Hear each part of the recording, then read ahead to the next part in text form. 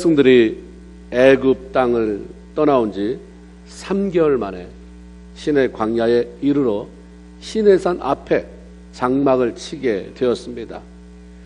애굽 땅에서 종살이를 하면서 수많은 날들을 아주 단조롭게 살아왔을 이스라엘 백성들이 지난 3개월 동안 엄청난 삶의 변화를 겪게 되었습니다. 두렵고 절망적인 환경에 갇혀서 몸부림을 치기도 했고 생사의 기로에서 하나님을 원망하며 지내기도 했습니다. 그러나 그런 위기 상황에 둘러싸여 있을 때마다 하나님께서 행하시는 수많은 기적들을 보아왔고 하나님의 도우심 가운데 어려움을 뚫고 일어나 다시 앞을 향해 나아가는 수없이 많은 일들을 경험하게 되었습니다. 광야의 삶은 하나님을 바라보면 끊임없이 하나님이 행하시는 놀라운 일들을 경험하게 되지만 환경을 바라보게 되면 원망과 불평 속에서 영적으로 메말라가는 삶을 모면할 수가 없는 것입니다. 우리가 이 땅의 삶이 광야라고 한다면 뭘 바라볼 것이냐? 예수 믿는 자로 하나님을 바라볼 것이냐? 하늘을 바라볼 것이냐? 아니면 매번 새롭게 다가오는 내 환경만 바라보다가 메말라 쓰러질 것인가? 그건 바로 우리의 선택인 거죠. 약속의 땅 가나안까지 들어가려면 앞으로 얼마나 더 가야 할지 알 수 없지만 하나님은 우선 이스라엘 백성들을 시내산 앞으로 모으고 거기에 장막을 치게 만드셨습니다. 이스라엘 백성들이 광야를 지날 때에 구름기둥, 불기둥이 그들의 앞길을 인도했는데 아무리 그 자리에 머물고 싶어도 구름기둥이 움직이면 이동해야 됐고 또 아무리 떠나고 싶어도 구름기둥이 그대로 있으면 이스라엘 백성들은 꼼짝없이 그 자리에 머물러 있어야 했습니다. 그런데 이스라엘 백성들이 시내산 그 앞에 광야에 이르렀을 때에 구름기둥이 멈춰버렸고 한번 멈춰버린 구름기둥은 움직일 생각을 하지 않는 것입니다. 그래서 그들은 자신들이 원하든 원치 아니하든 구름기둥이 움직일 때까지 그곳에 머물러 있을 수밖에 없었습니다. 성경에 날짜가 나옵니다. 이스라엘 백성들이 애굽을 떠나온 것은 유대력으로 1월 14일 6월절이라고 했어요. 1월 14일 날. 그리고 오늘 본문에 3개월 만에 도착했다 하니까 이제 4월달이 된 거죠. 4월달부터 시내산 앞에 광야 생활이 시작됐습니다. 언제 떠났을까? 얼마나 머물렀을까? 민수기 10장 11절에 제2년 2월 20일에 구름이 증거막에서 떠오르며 이스라엘 자손이 시내 광야에서 출발하여 자기 길을 가더라. 4월달에 시작이 됐는데 5월, 6월, 7월, 8월, 9월, 10월, 11월, 12월, 그 다음 1월, 2월 10개월 동안 머문 거예요. 한 자리에. 아무리 물 문제가 해결이 되어지고 그늘이 주어진다고 해도 광야는 불편하기 이를 데 없는 광야일 뿐입니다. 이스라엘 백성들은 조금이라도 빨리 자신들의 목적지인 젖과 꿀이 흐르는 가나안 땅에 들어가고 싶었을 거예요.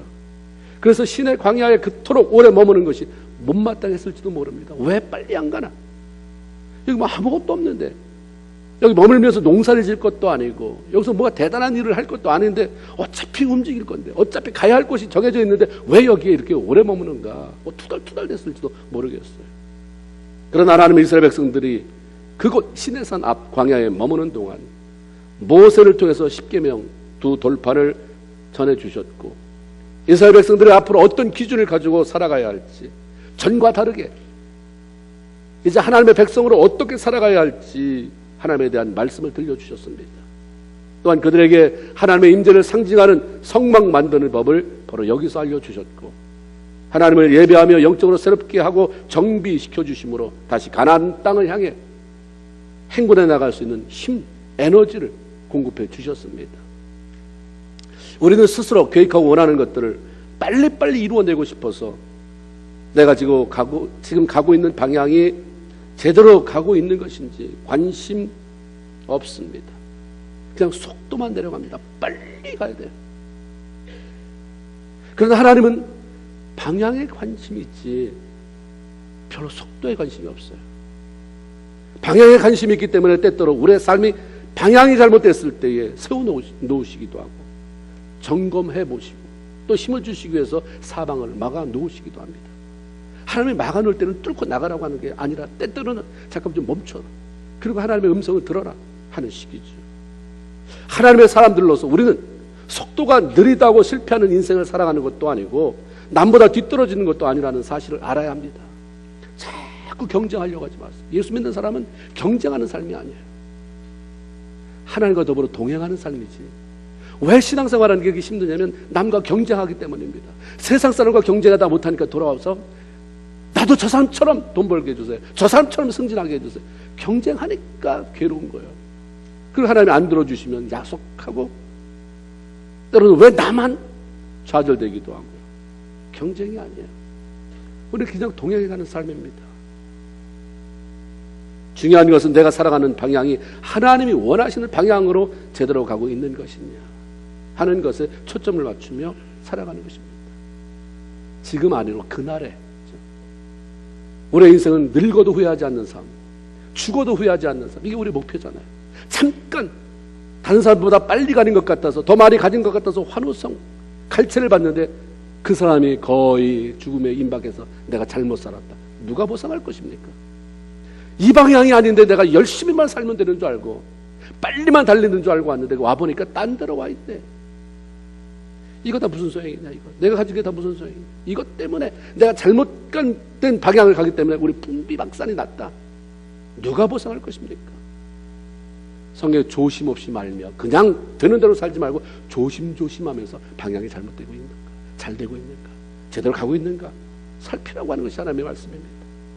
하나님께서 잠깐 우리가 더 이상 앞으로 나가지 못하도록 막아놓으시고 세워놓으셨다면 뒤처짐에 대한 불안함, 그것 때문에 자꾸 무엇을 하려고 몸부림치지 말라고 하는 거예요. 그 시간 속에서 하나님이 무엇을 원하시는지, 하나님 무엇을 말씀하시려고 하십니까? 무엇을 점검해 주시려고 합니까? 무엇을 재정비시키려고 하십니까? 기도로 물어보면서 가야 할 방향을 분명하게 가고, 그리고 분명히 하고, 그리고 우리 안에 다시 영적인 수위를 높여 가는 것입니다. 무엇보다도 하나님께서 이스라엘 백성들 시내산 광야 앞에 모이게 하신 것, 그리고 머물게 하신 것은 내가 너에게 한 말 있지 너희 기억하느냐? 그게 어떻게 성취되었는지 보라고 하시는 말씀입니다. 이 시내산은 모세가 양떼를 이끌고 나왔다가 가시떨기 나무 가운데 타지 않는 불꽃으로 임하신 하나님을 만난 호렙산과 같은 장소예요. 한때 모세는 애굽 왕자로 살면서 애굽에서 노예로 살아가고 있는 하나님의 백성들, 이스라엘 백성들을 돕고자 하는 마음을 가지고 있었습니다. 그러나 애굽 사람을 죽이게 되고 도망쳐 나온 이후에 이 미디안 땅에 갇혀서 목자로, 양을 치는 목자로 40년을 살아오고 있었습니다. 그때 하나님은 모세를 찾아와 그를 만나주시고 그에게 이스라엘 백성들을 이끌어내라고 그렇게 부탁하시면서 출애굽기 3장 12절에 이런 예언적인 메시지를 들려주셨습니다. 내가 반드시 너와 함께 있을 것이다. 내가 이스라엘 백성들을 애굽에서 인도해 낸 후에 너희가 이 산에서, 내가 지금 너를 만나준 이 호렙산에서, 이 시내산에서 하나님을 섬기느니 이것이 내가 너를 보낸 증거가 될 것이다. 마침내 이 예언이 성취되었습니다. 하나님의 약속이 이루어졌어요. 시내산에 머물겠는데 이 자리가 바로 그 자리지. 왜 우리가 나와야 하는지, 예배하기 위해서 나와야 되는데 처음으로 예배할 자리가 어딘지 하나님이 말씀하셨는데 그 자리가 바로 이 자리. 이야, 놀랍다. 하나님은 자신이 하신 말씀에 책임지시고 그 말씀을 반드시 성취시켜 주시는 분이십니다. 민수기 23장 19절에 하나님은 인생이 아니시니 시건치 않으시고 인자가 아니시니 후회가 없으시도다. 어찌 그 하신 말씀을 행치 않으시며 하신 말씀을 실행치 않으시겠느냐. 이사야 55장 11절에 보면 내 입에서 나간 말은 결국 헛되이 돌아오지 않는다. 비가 쏟아지면 그냥 오느냐? 땅속으로 스며들어서 뭔가 싹을 틔우는 것처럼 내가 한번 뱉은 말도 헛되이 돌아오지 아니하고 나의 기뻐한 뜻을 이루며 내가 보낸 일에 형통하리라. 아멘.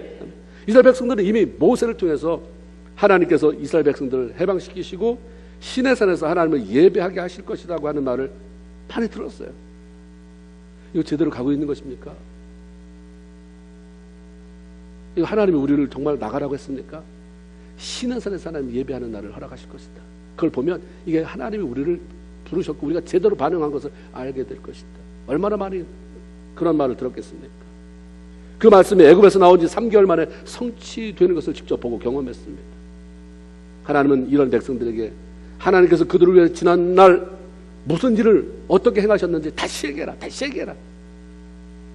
성경은 한 번 보고 마는 책이 아니잖아요. 다시 봐라, 다시 봐라, 다시 들어라. 다 봤잖아요. 다 들었어요. 와, 하나님이 이루셨다. 다 했어. 다시 말해라. 내가 그동안 무슨 일을 했는지, 이스라엘 백성들을 위해서 어떻게 행했는지 또 말해라. 3절 4절에 너는 이와 같이 야곱의 집에 말하고 이스라엘 자손들에게 말해라.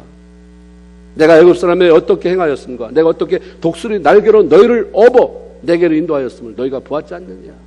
이렇게 말씀해요. 하나님은 자신의 백성들에게 끊임없이 나 하나님이 어떤 분인지, 내가 누군지를 자꾸 알고, 그리고 그 하나님에 대해서 반응하도록 그렇게 만들고 싶어 하십니다. 자꾸 알게 만들어요. 자꾸. 그래서 우리가 알아갈수록 누리는 베네핏이 커져요.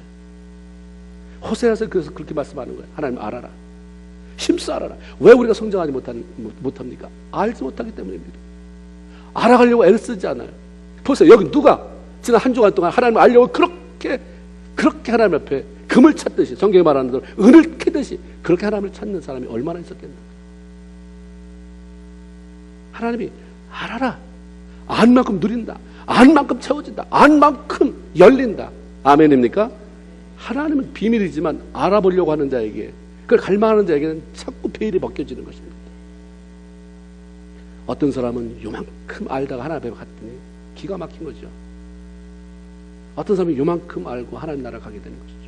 어떤 사람은 성경을 수도 없이 많이 읽다가 하나님 나라 가는 사람이 있는가 하면, 어떤 사람은 구원받았다고 하는데 성경 미처 한 번도 떼어보지도 못하고 죽어야 되는 이런 비극적인 상황을 만나기도 하잖아요. 안 그렇습니까? 예수 믿기 시작했는데 한 번 성경도 읽어보지 못하고 천국에 간다. 천국에 가긴 가겠죠. 한 번도 안 읽어보고 살아가는 삶이 어떻겠는가. 그럼 우리가 다 상상할 수 있잖아요. 한 번도 안 읽어보고 예수를 잘 믿고 천국 간다. 천국은 하나님의 은혜로 가지만, 그러면 그 한 번도 안 읽어보고 이 땅에 도대체 무슨 기준으로 살아갈 것인가. 하나님 끊임없이 알게 하고 싶은 거예요. 경험해서 알았어요. 들려줘서 알았지만 또 들려줘라, 또 들려줘라. 내가 무슨 일을 했는지 또 알려줘라. 4절에 내가 애굽 사람에게 어떻게 행하였음과 이런 말씀이 있습니다. 내가 애굽 사람에게 어떻게 행하였음을 말하라. 이게 뭔 의미가 있는 것입니까? 하나님께서 자신이 택하신 이스라엘 백성들을 얼마나 사랑하시고 그들을 보호하시고 책임져 주시기 위해서 얼마나 열심을 내시고 얼마나 최선을 다하시는 분인지 알려주라는 얘기예요. 또 알려줘라. 하나님은 하나님이 부른 백성들은 책임진다는 것을 알게 해줘라라고 하는 얘기죠. 애굽에 10가지 재앙을 내리심으로 그들 사이에 고통으로 인한 아우성과 죽음으로 인한 통곡이 있을 때에도 이스라엘 백성들이 사는 것은 구별하시고 보호하심으로 평안함이 있게 하셨어요.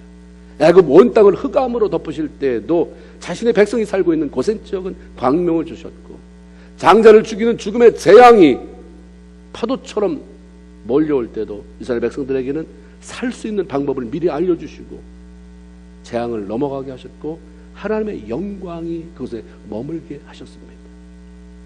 하나님은 이스라엘 백성들이 자기 백성들을 철저히 책임져 주시는 하나님을 알고 기억하고 신뢰하기를 원하셨던 거죠. 또한 4절에 보면 내가 어떻게 독수리 날개로 너희를 업어 내게로 인도하였음을 너희가 보았지 않느냐? 그거 알려줘라. 하늘의 왕 독수리는 제 새끼를 강하게 키우기 위해서 미처 날개에 털이 솟지도 않았는데, 날개가 발육되지도 않았는데 그 시기부터 둥지에서 그냥 떨어져서 사정없이 날갯짓하는 날기를 연습시킵니다.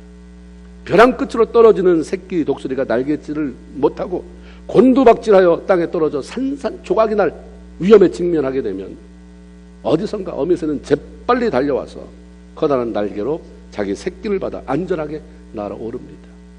하나님은 자신의 자녀들을 강하게 훈련시키기 위해서 고난과 연단을 허락하시지만 망하게 하거나 죽게 내버려 두시지 않는 분이라고 하는 것입니다. 위기의 순간에 아무것도 기대할 것이 없는 순간에 자기 백성을 구해내신 하나님, 추락의 위기 속에서 비상을 경험하게 하시는 하나님이라고 하는 거죠. 이스라엘 백성들이 홍해 앞에 섰을 때 그 상황은 뒤쫓아오는 애굽 군대의 창에 찔려 죽게 되거나 홍해 바닷물 속에 빠져 죽어야 하는 형편입니다. 창에 맞아 죽거나 물속에 빠져 죽거나 다른 건 방법이 없어요. 그런 절대 위기 상황에서 하나님은 자신의 백성들을 살리기 위해서 홍해 사이에 길을 만들어 주셨어요. 안전하게 건너가게 하신 분입니다. 이거 동화책이 아니다.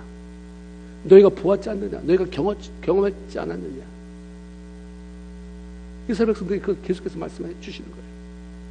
물이 없어 목말라 죽게 된 상황에서는 반석에서 생수가 터져 나오게 하셔서 가란 목을 죽이고 살아나게 하셨고, 먹을 것이 없어서 굶주려 죽게 되는 상황 속에서는 하늘 문을 여시고 만나를 내려 그들의 배를 채우게 하셨다는 것입니다.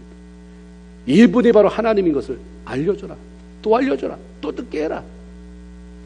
그런 하나님이 나의 하나님임을 알면 어떻게 이렇게 살아갈 수 있겠느냐? 어떻게 원망이 나오겠느냐? 어떻게 두려움에 사로잡히겠느냐? 어떻게 하나님을 신뢰하지 않겠느냐?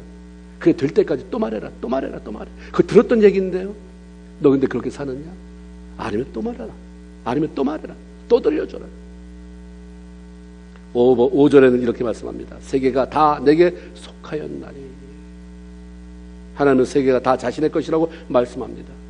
천지를 직접 만드신 분이 그 소유권을 인정하는 데 있어서 반대할 사람, 인정할 수 없다고 반기를 들 사람은 아무도 없을 것입니다. 하나님은 세계가 내 것이라고 하는 그 얘기를 수도 없이 얘기하십니다. 학개서 2장 8절에 보면 은도 내 것이다, 금도 내 것이다, 만군의 여호와의 말이다.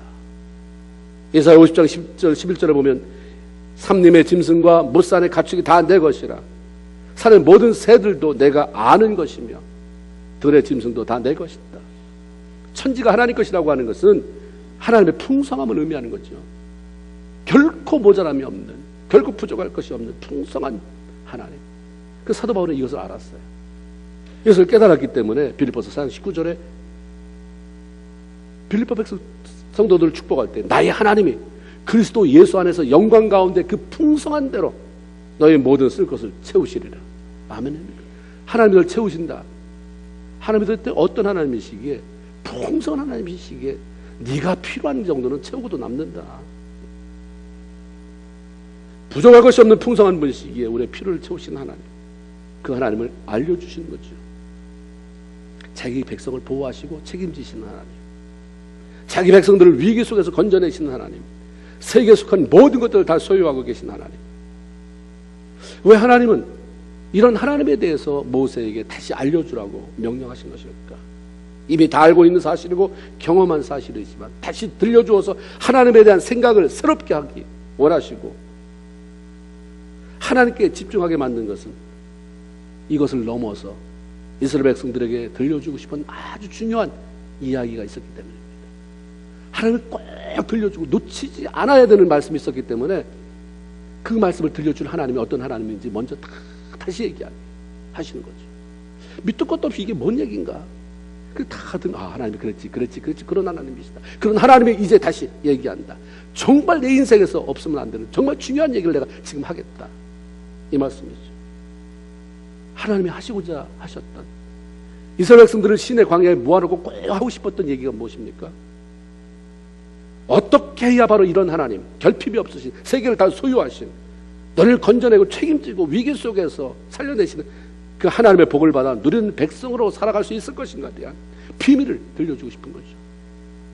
이 하나님의 복을 어떻게 받을 것이냐, 그 비밀은 바로 5절 너희가 내 말을 잘 듣고 내 언약을 지키면, 이 말씀 속에 다 들어있습니다. 하나님의 말씀을 듣고 순종하면 하늘로부터 임하는, 바로 네가 지금 감탄했던, 동의했던, 인정했던 그 하나님으로부터 오는 복을 네가 받고 누리게 된다, 이 말씀입니다. 순종하면 복 받는다는 말씀 한마디면 되지만 순종하라고 하는 그 하나님이 도대체 어떤 분이신지를 제대로 모르면 하나님을 무시하게 되고 그 하나님의 관심도 없고 그 하나님의 베푸실 엄청난 축복을 놓쳐버리게 되니까 먼저 하나님의 어떤 분이신지 알려주시고 다시 기억하게 하셨던 거죠. 말씀에 순종하면 약속하신 대로 정말 놀라운 축복으로 채워주실 만한 능력이 있으신 하나님, 정말 하나님이 들려주고 싶은 얘기는 바로 그 하나님이 말씀하시는 대로 순종해라. 왜 기도하는데 응답받지 못하는가? 많은 게 있죠. 집중하지 못해서, 믿음이 없어서, 정욕으로 가려고. 하나님의 말씀에 하면 순종하지 않기 때문입니다. 기도를 청산유수로 늘어나도 순종함이 없는데 기도 응답하시는 이유가 뭡니까? 순종하라. 순종으로 인해서 하나님이 우리에게 축복 주시는 거고, 하나님이 축복 주신 것은 그거 가지고 하나님이 기뻐하는데 더 순종하라고, 순종하는 데 쓰라고 하나님이 우리에게 주시는 거지. 신명기 28장 1절로 3절에 보면 내가 내 하나님 여호와의 말씀을 삼가 듣고 내가 오늘 내게 명하는 그 모든 명령을 지켜 행하면 내 하나님 여호와께서 너를 세계 모든 민족 위에 뛰어나게 하실 것이라. 내가 내 하나님 여호와의 말씀을 청종하면 이 모든 복이 내게 임하며, 청종할 때 오는 거야. 내가 죽을 둥살둥 기도하면, 아니, 순종하면. 신명기 28장에서 14절까지 이런 얘기가 계속 진행됩니다.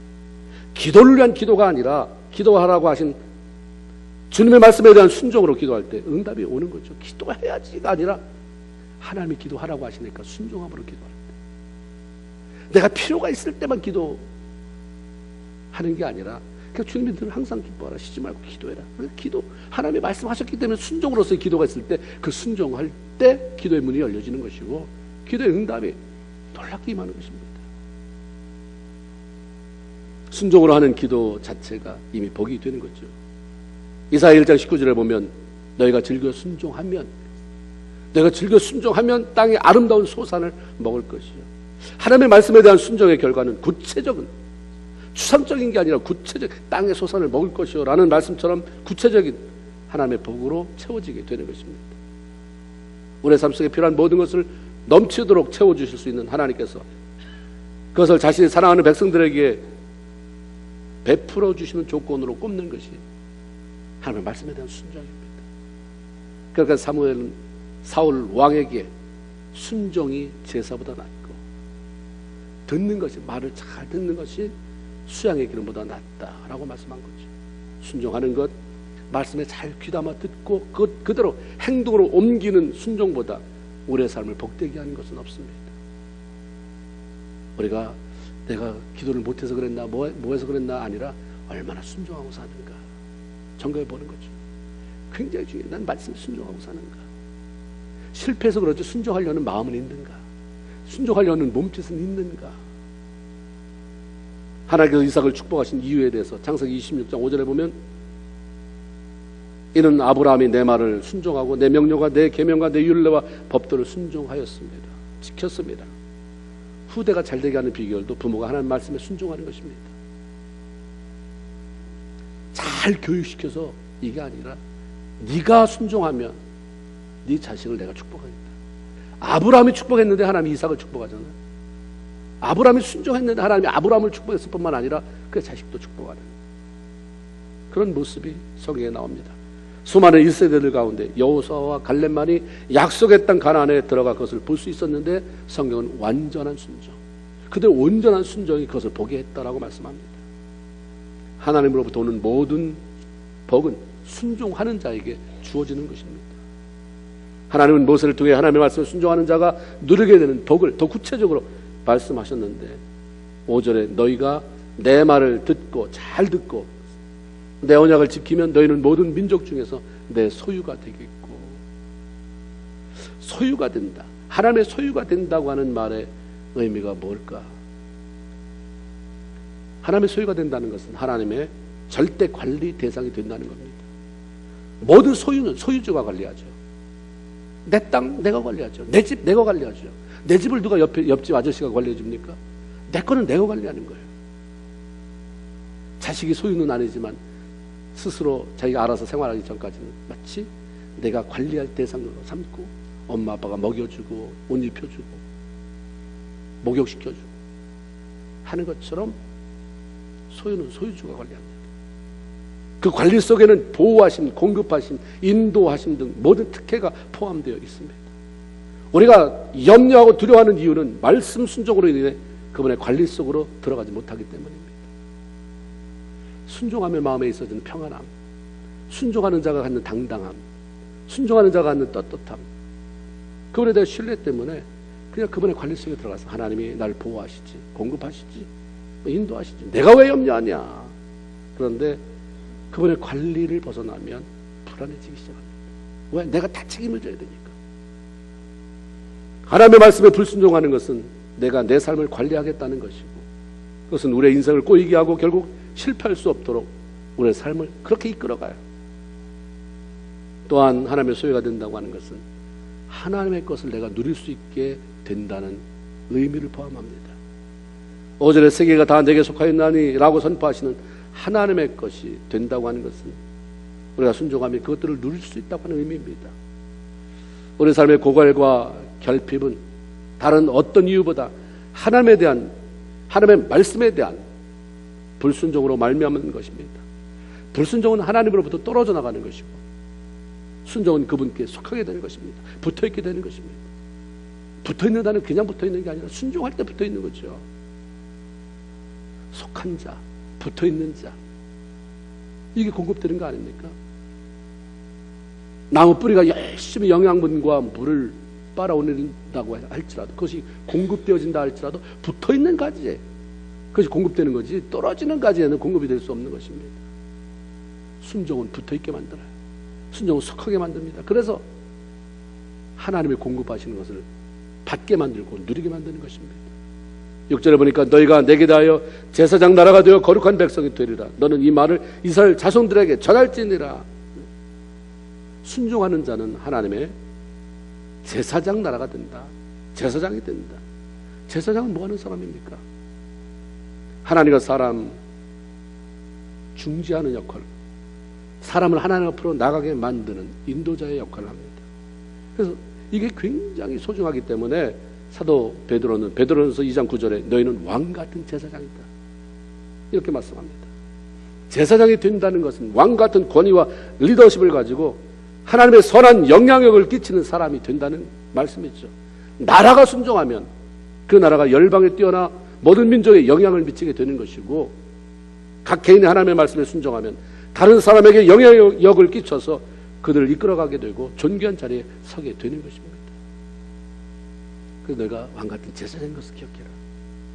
세상에 끌려다니는 자가 아니라 영향력을 미치는 자들이다.